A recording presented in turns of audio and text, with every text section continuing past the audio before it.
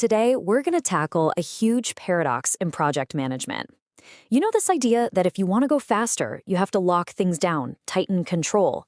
But what if that's just completely backwards? So let's just ask the question straight up. If you want to hit your deadline sooner, is the answer to implement more rigid, high-control systems? I mean, it sounds right, doesn't it? More oversight, more check-ins, that should make you faster.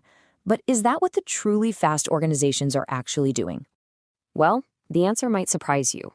It's a big, fat no. When you actually look at the most successful product teams out there, you find that neither extreme works. Not the super high control top-down management, and not the chaotic, no-control free-for-all you see in some startups. The fastest projects have found a kind of sweet spot, this perfect balance between structure and agility. And to really get our heads around this sweet spot, we've got to look at the two parallel universes that project teams seem to live in. There's the world of normal teams, and then there's the world of the best.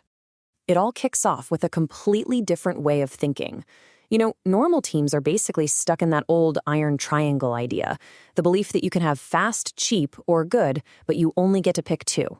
So if they want to go faster, they just assume quality or budget has to take a hit. But the best teams, they're playing a different game.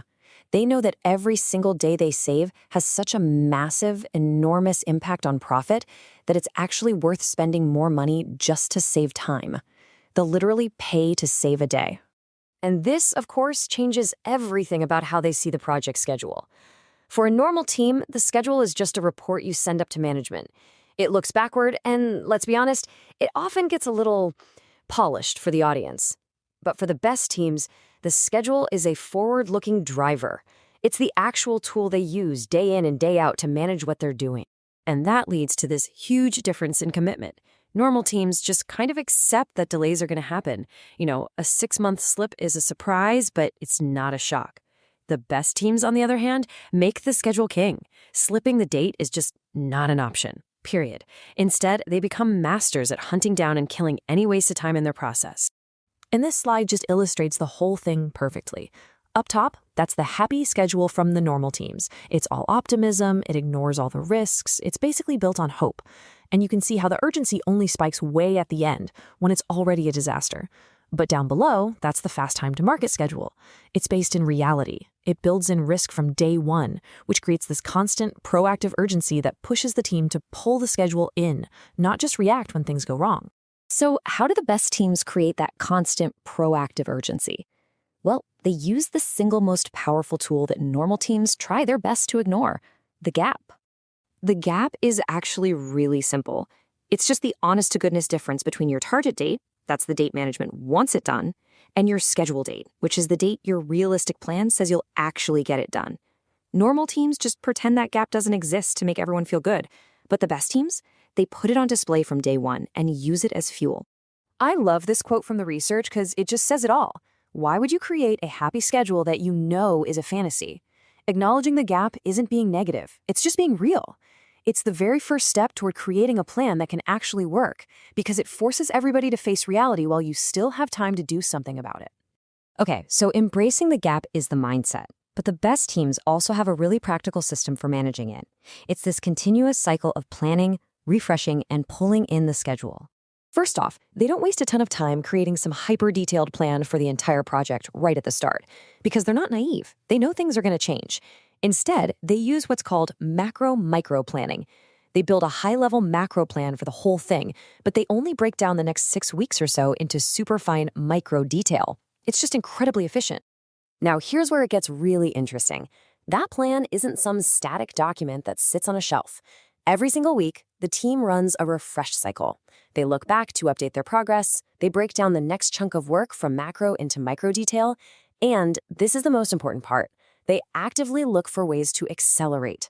They're constantly trying to pull the schedule in, recover any time they lost, or even bank some time for later. And what you end up with is a totally different culture around planning. Get this. The best teams actually spend 3 times longer on planning. But it's not some chore done by a lonely project manager. The entire team owns the schedule. They treat planning like it's design review for the work they're about to do. And it's a super fast, low overhead weekly rhythm, like 30 to 60 minutes a week, not some huge, painful event. Of course, you can have the best system in the world, but it's pretty useless without the right people organized in the right way. And this is another place where best and normal teams are just worlds apart. See, normal organizations build their teams around functions. You've got your hardware department, your software department, your marketing department, and everyone reports up into their own vertical silo. This just encourages everyone to look inward. The best teams organize around cross-functional project roles, like a system architect or a system integrator. This structure forces everyone to focus sideways on the product itself. The ideal setup is a small, dedicated core team of maybe 5 to 7 people who own the project day to day. But, and this part is absolutely crucial, they are supported by a steering arm of senior executives. And the job of these execs is not to micromanage. Their job is to serve the team by breaking ties and, most importantly, clearing away all the organizational roadblocks the core team can't solve on its own. Getting this team in place is priority number 1. The best organizations will fight to get their absolute most competent people onto these critical projects. They'll mix internal folks and external experts just to get the right skills. They get that getting to market fast is way better protection than trying to keep everything a secret. And they give the project everything it needs, all the resources, from the very first day. Okay, so let's bring this all together. At the end of the day, it really comes down to a fundamental choice about what your schedule is for. Is it a driver or is it just a reporter? The best teams have this incredibly powerful way of reframing it. They say their schedule isn't a historical report, it's a flight simulator. Think about that. It's a dynamic tool they use to practice, to explore different options, to test out what-if scenarios, and to fix problems before they're in the middle of the real battle. And the difference is just night and day. A reporter looks backward. It tells you what already happened. A driver looks forward. It helps you manage what's coming next. A report is a tool for management. A driver is a tool for the team. One is outdated the second you print it, while the other is alive, it's real, and it's accurate. And really, that's the ultimate takeaway here. The difference between normal and best, between being slow and being fast, it's not about tighter control. It's about being honest, about team ownership, and about a radical shift in how you see your plan. So the question you've got to ask yourself is this: is your schedule a driver, or is it just a reporter?